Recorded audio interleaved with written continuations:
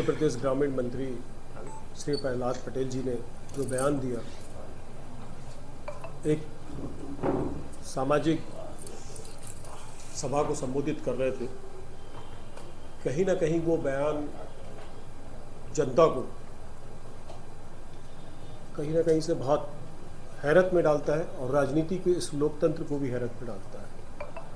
ये बिल्कुल सत्य है कि जब हम लोग चुनाव लड़ते हैं, जनता के बीच में जाते हैं तो हाथ जोड़ते हैं, पैर पड़ते हैं। अब भिक्षा जैसे शब्द इन्होंने बोला, जबकि हम लोग भिक्षा जैसे शब्दों का इस्तेमाल करते हैं कि हमको एक वोट दे दीजिए। नेता पहले मांगता है, नेता का जब बनने के बाद अधिकार होता है कि वो उनके किए हुए कार्य को पूरा करे। प्रहलाद पटेल जी के एक बहुत वरिष्ठ है, बड़े सम्मानीय नेता हैं, सेंट्रल कैबिनेट मिनिस्टर भी रहे। उनका ये बयान आना कहीं ना कहीं ये उनकी जो सत्ता के चूर, सत्ता का नशा जो होता है, जो अहम होता है, वो उसमें दर्शाया गया है। मैं समझता हूँ कि प्रहलाद पटेल जी को अपने शब्द वापस लेने चाहिए, खेद व्यक्त करना चाहिए और उस बात के लिए हमेशा चिंतन मनन करना चाहिए जो उनसे गलती हो गई है और भविष्य में ना हो। रही दूसरी बात, प्रदेश कांग्रेस कमेटी के अध्यक्ष जीतू पटवारी जी, विपक्ष के नेता हमारे उमंग संगार जी, प्रदेश प्रभारी हरीश चौधरी जी, प्रदेश प्रभारी सह प्रभारी हमारे आनंद चौधरी जी, सभी लोगों ने मिलकर तय किया है कि ये अगर प्रहलाद पटेल जी अपने शब्द वापस नहीं लेते तो 6 तारीख को निश्चित तौर पर ब्लॉक स्तर पे इसका धरना प्रदर्शन, साथ में 8 तारीख को भोपाल के अंदर इस जिले का प्रदर्शन, तो भोपाल में विपक्ष के तौर पे 10 तारीख को सदन के अंदर भी और बाहर भी प्रदर्शन होगा। दूसरा प्रश्न ये उठता है, जो बाबा भीमराव अंबेडकर साहब ने जो संविधान दिया, संविधान के अंतर्गत जो लोकतंत्र जिसके तहत पूरी भारत की रचना रची गई, जिसके अंदर निर्माण, विकास और संविधान के अंदर जुडिशियल जितनी भी धाराएं सब बनाई गई, ऐसे वक्तव्य के ऊपर ये बाबा भीमराव अंबेडकर का संविधान ही काम करेगा और इनको माफ़ी मांगनी पड़ेगी। जिस प्रकार से भारतीय जनता पार्टी का भी व्यू चल रहा है कि 5वां उनका कार्यकाल है, बीच में 1.5 साल का तत्कालीन मुख्यमंत्री कमलनाथ जी का कार्यकाल था, उसमें बहुत सारी चीज़ें थी जो किसानों के हित में थी, बेरोजगार युवकों के हित में थी, लेकिन समय कार्यकाल पूरा नहीं हुआ, वो नहीं हो पाई। लेकिन जो मैनिफेस्टो जो होता है, जिसके चलते हम जनता को लाभान्वित करने की बात करते हैं, तो भारतीय जनता पार्टी का जो मैनिफेस्टो था उसमें धान का समर्थन मूल्य 3100 रुपये था और तत्कालीन मुख्यमंत्री जो आज वर्तमान कैबिनेट मंत्री कृषि मंत्री श्री शिवराज सिंह चौहान जी के द्वारा था, कहीं ना कहीं उन्होंने 3100 रुपये धान समर्थन मूल्य, 2700 रुपये गेहूँ का समर्थन मूल्य, 3000 रुपये लाडली बहना, ऐसे बहुत सारे जनहित के अंदर जो वादे थे वो किया था। आज 1.25 साल पूरे होने को आ रहे हैं। सदन में हम लोग लड़ाई लड़ते हैं, जिले के माध्यम से, संगठन के माध्यम से हम लोग लड़ाई लड़ते हैं, और जब यहाँ पे मुख्यमंत्री महोदय आते हैं तो हमको ये बात किसानों को बड़ी चुभती है और ठगा सा महसूस करता है कि 4000 रुपये प्रति हेक्टेयर हम आपको बोनस देंगे। यहाँ आशा लगाए किसान बैठा है कि 3100 रुपये कब होगा। एक तरफ जनता को बेकारी कहना, दूसरी तरफ मैनिफेस्टो को लेकर के किसी प्रकार का कार्य जनहित में नहीं करना।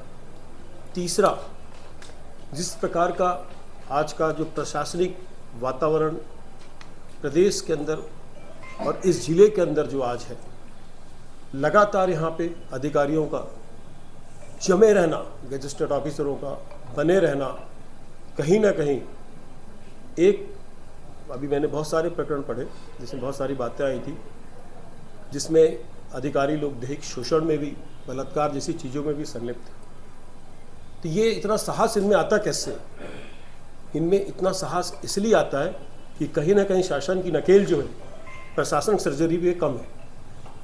मैं समझता हूँ आज की जो प्रेस वार्ता है और जो इस प्रकार का इनको अहंकार है और जिस प्रकार का आज जिले का वातावरण है, इसको ठीक करने के लिए हम लोगों को सड़कों पर उतरना पड़ेगा और नेताजी से क्षमा याचना की हम चाहेंगे कि वो अपने शब्द वापस लें, प्रहलाद पटेल जी, और मुख्यमंत्री जी से चाहेंगे कि अपने किए हुए मैनिफेस्टो के ऊपर पूरा कार्य करें।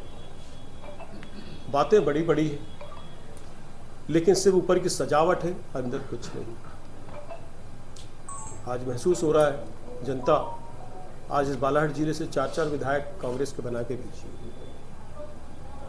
आज हम 4 विधायक यहाँ बैठे हैं, प्रशासन पूरी बात सुनता है, लेकिन जब तौल तराजू आएगा, जब विकास निर्माण की बात आएगी, तो कहीं ना कहीं वो 50 ग्राम के जो 2 बाट है वो 100 ग्राम को कम कर देते हैं। तो ये क्यों हो रहा है? ये राजनीति में इस प्रकार का अगर दोहरापन प्रशासन करेगा, ये शासन करेगा, तो हम चारों विधायकों को ये बर्दाश्त नहीं होगा। बालाघाट जिले के लिए, निर्माण विकास के लिए, हर प्रकार के लिए हम चारों विधायक संगठित हैं और प्रशासन को भी सचेत करते हैं कि आप हम लोगों की विकास निर्माण कार्य पे अनदेखी ना करें। साथ में प्रहलाद पटेल जी ग्रामीण पंचायत मंत्री को भी हम आगाह करते हैं कि आप जब निर्माण कार्य की कोई योजना आप जिले के अंदर किसी विधानसभा को देते हैं तो पक्षपात ना करें। जनता मध्य प्रदेश की है और जनता ने जिता करके विधायकों को भेजा है। ये निश्चित है कि सरकार आपकी है, हम विपक्ष के हैं, लेकिन सरकार आपकी लगातार 5 बार से बन रही है और हम लोग लगातार बालाघाट से विजयश्री लेते हुए कांग्रेस के लोग आ रहे हैं। आपके माध्यम से मैं यही कहना चाहूँगा कि बालाघाट जिला 4 विधायकों के साथ या अपनी मजबूत सरकार के साथ प्रशासन और अपना शासन चलाना चाहता है, जिसमें जनहित हो, जिसमें बेरोजगार युवक के लिए रोजगार की व्यवस्था हो, स्वास्थ्य और शिक्षा की व्यवस्था हो, सड़क निर्माण पुल पुलिया की व्यवस्था हो। सारी चीज़ों के ऊपर हम लोग कार्य करना चाहते हैं, निष्पक्षता के साथ काम करें। और ये ऊंची मानसिकता पैर की मोच और छोटी सोच इंसान को पीछे करती है। छोटी बहन हिना कावरे जी, सुश्री हिना कावरे जी के लिए, विधानसभा उपाध्यक्ष के लिए, जिसका नाम जो होना था, जिस बोर्ड पे नाम होना था, वहाँ पे ओपनिंग के दिन फिर हॉकी ग्राउंड में उनका नाम नहीं था। ये मानसिकता ठीक नहीं है। ये 2019 में जो मुख्यमंत्री कमलनाथ जी थे, तब मॉनिट ए में हिना कावरे जी के पत्र के ऊपर ये एस्ट्रो जो है सैंक्शन हुआ था। ये बात सत्य है, लेकिन आज उनका नाम नहीं होना ये खेद है। ये छोटी छोटी चीज़ों के ऊपर अगर ध्यान नहीं देंगे तो जनता ने इनको 2 किया है, जनता इनको 0 करेगी और इस प्रदेश के अंदर आने वाले समय में युवा कांग्रेस मजबूत कांग्रेस संगठन के साथ कार्य करेगी और सरकार बनाने का पूरा प्रयास करेगी।